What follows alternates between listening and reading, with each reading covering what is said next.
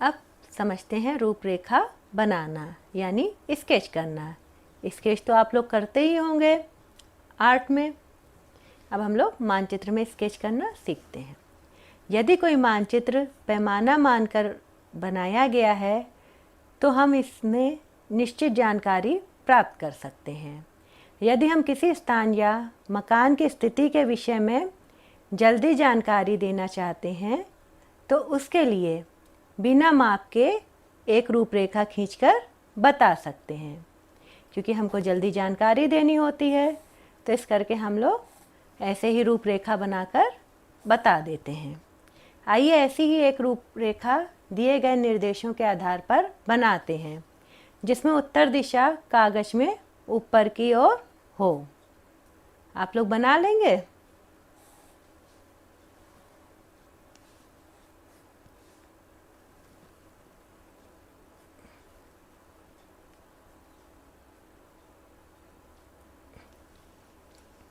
मोहन का जन्मदिन सब बच्चों को प्यारा होता है ना। आप लोग क्या करते हैं? अपने सभी दोस्तों को बुलाते हैं।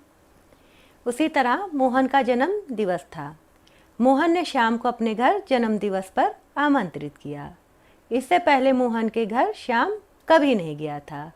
आप जिसके कभी घर नहीं गए होते हैं तो आप उससे उसके घर का पता पूछते हैं। तो मोहन ने कहा, विद्यालय के उत्तरी गेट से बाहर आने के बाद दाहिनी ओर मुड़कर मुख्य सड़क पर आ जाओ। फिर बाएं मुड़कर कुछ दूर चलोगे तो एक मंदिर मिलेगा। मंदिर के आगे बढ़ते जाओगे तो थोड़ी दूरी पर मकानों की कतार मिलेंगी। यहीं पर एक चौराहा मिलेगा। वहाँ से तुम बाएं मुड़कर आगे आओगे तो एक बाजार मिलेगा। मेरा घर बाजार के दूसरे छोर पर है। आप बताइए बच्चों, क्या आपको ऐसे याद रहेगा? नहीं ना? आप भूल सकते हैं कि किधर बाएं मुड़ना और किधर दाएं मुड़ना है। इसके लिए मोहन ने श्याम को एक मानचित्र बना के दिया। ध्यान से अपने स्क्रीन पर देखिएगा। मोहन ने श्याम से क्या कहा था कि विद्यालय के उत्तरी गेट से निकलकर दाहिनी ओर मुड़ जाना। अब देखिएगा स्क्रीन पर, ये देखिए श्याम जा रहा है। वहाँ से बाईं ओर मुड़कर एक मंदिर मिलेगा।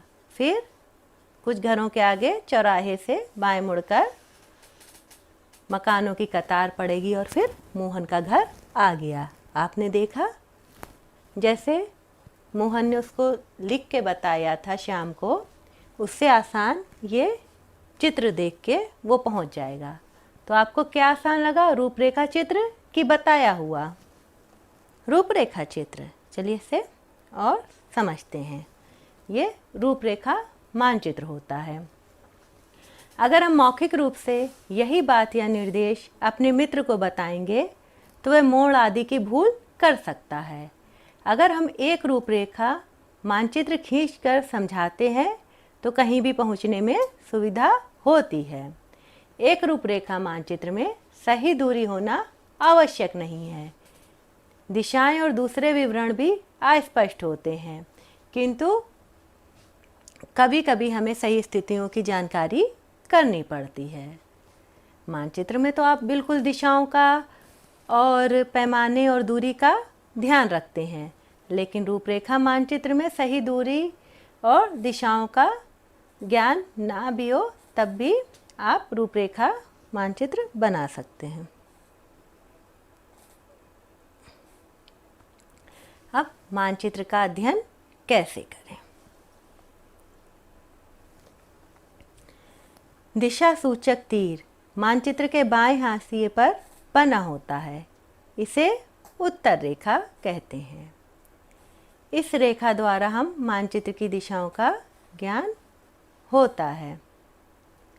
मानचित्र में सबसे ऊपर माप हेतु पैमाना रेखा दिया रहता है। आप यदि कोई मानचित्र देखेंगे तो सबसे ऊपर पैमाना रेखा दी रहती है। यह दो स्थानों के बीच की दूरी की माप में सहायता करती है। हमें मानचित्र में दो स्थानों के बीच की दूरी नापनी होती है। फिर हम पैमाने द्वारा वास्तविक दूरी ज्ञात कर लेते हैं। ये हमने आपको पिछली बार भी समझाया था पिछले भाग में। मानचित्र में संकेत के माध्यम से विभिन्न प्रकार की वस्तुओं को प्रदर्शित किया जाता है। इन संकेतों की समझ के लिए मानचित्र अध्ययन आवश्यक होता है।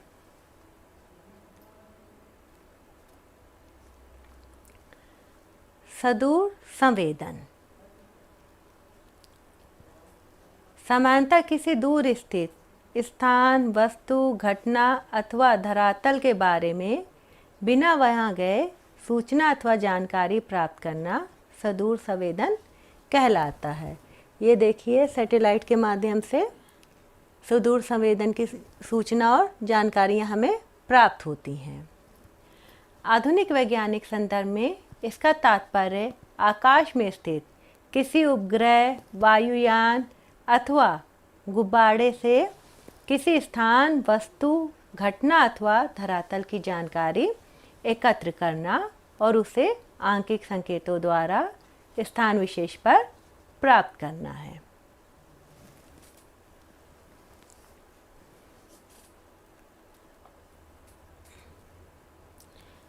भौगोलिक सूचना प्रणाली या GIS। आप अक्सर ये वर्ड आजकल बहुत सुनते होंगे, GIS प्रणाली। ये है क्या? सुदूर संवेदन द्वारा अनेक भौगोलिक जानकारियाँ जैसे कि सूचनाएं और आंकड़े प्राप्त होती हैं। इन सभी जानकारियों को कंप्यूटर के माध्यम से एकीकृत एवं समन्वित करते हुए उनका विश्लेषण किया जाता है। इस प्रकार विश्लेषण के द्वारा पुनः नए निष्कर्ष एवं सूचनाएं प्राप्त करना भौगोलिक सूचना प्रणाली GIS कहलाता है। समझ गए आप? विश्लेषण के द्वारा पुनः नए निष्कर्ष एवं सूचनाएं प्राप्त करना भौगोलिक सूचना प्रणाली GIS कहलाता है।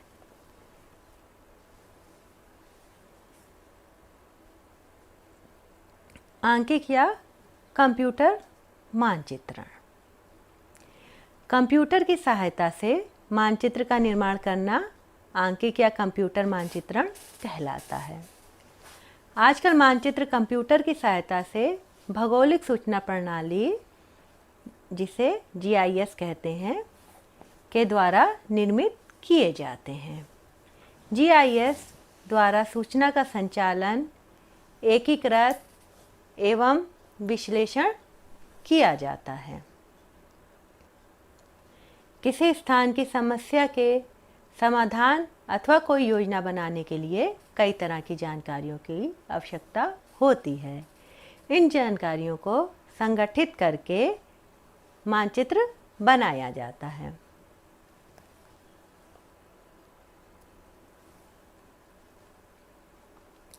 इस प्रकार बने आंकिक मानचित्र के आधार पर आगे की योजना बनाई जाती है।